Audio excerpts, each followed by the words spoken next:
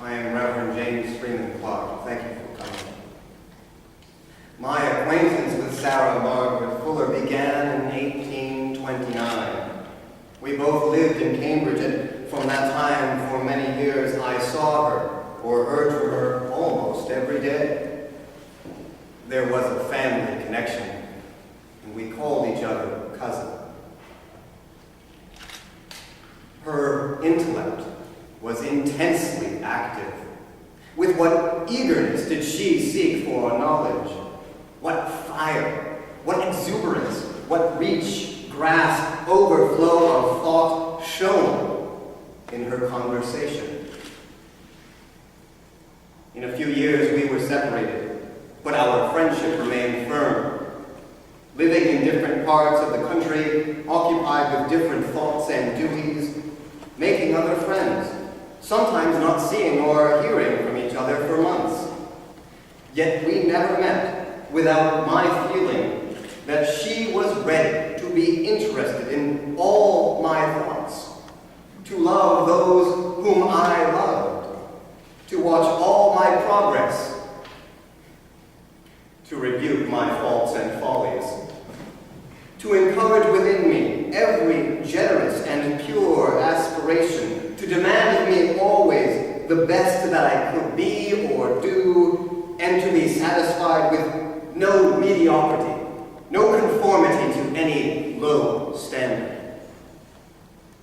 And what she thus was to me, she was to many others. The difficulty which we all feel in describing our past intercourse and friendship with Margaret Fuller is that the intercourse was so intimate and the friendship so personal that it is like making a confession to the public of our most interior selves. For this noble person, by her keen insight and her generous interest, entered into the depth of every soul with which she stood in any real relation. To relate what she was to us is to tell how she discerned elements of worth and beauty where others could only have seen what was commonplace and poor. It is to say what high hopes, what generous assurance, what a pure ambition she entertained on our behalf, a hope and confidence which may well be felt as a rebuke to our low attainments and accomplishments. Nevertheless, it seems due to this great soul that those of us who have been blessed and benefited by her friendship should be willing to say what she has done for us, undeterred by the thought that to reveal her is to expose ourselves. And with that, I ask some of her friends to offer their remembrances. Perhaps we will start with Miss Peabody.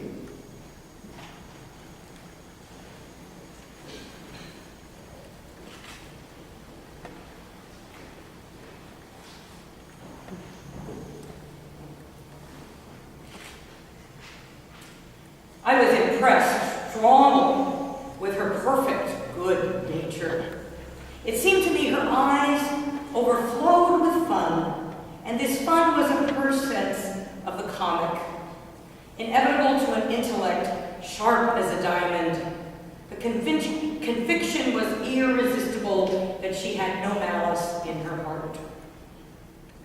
Mr. Bronson Alcott, who could not make it today, said this about Margaret: she had wisdom and love. She had Rome in herself, and no less Greece than Rome. This gave her her desire of travel, and she could truly travel.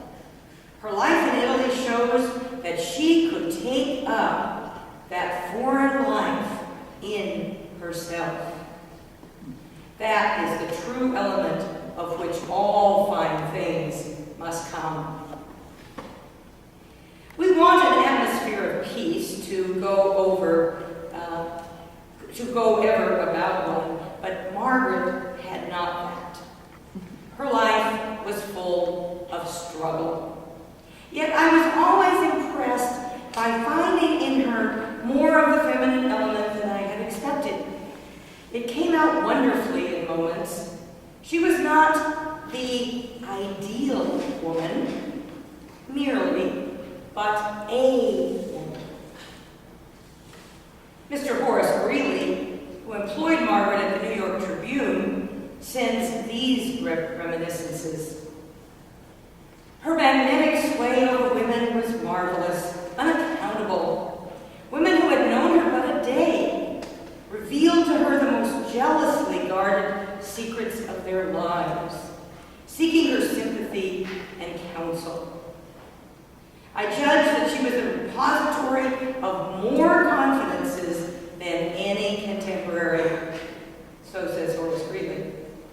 For every effort to limit vice, ignorance, and misery, she had a ready ear, a willing hand, so that her charities were signally enhanced by the fitness and fullness of her wise and generous counsel.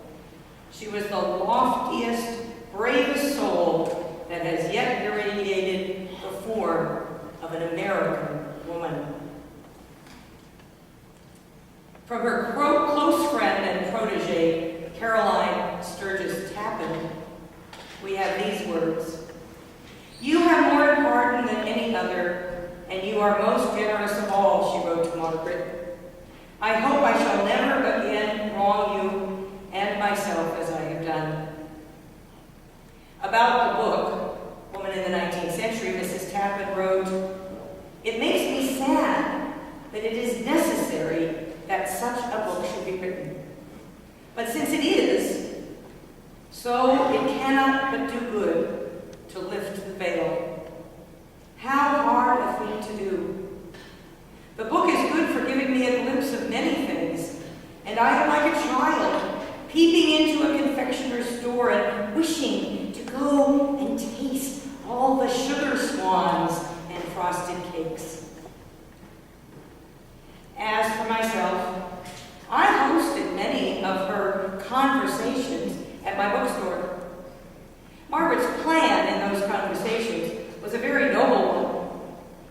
They came, myself among the number, I confess, to be entertaining. But she had a higher purpose. She, amid all her infirmities, studies and things with the seriousness of one upon oath. And there was not a single conversation that had not in it the spirit which giveth life. In particular points I know some excel her. In particular departments I sympathize more with some other persons. But take her as a whole.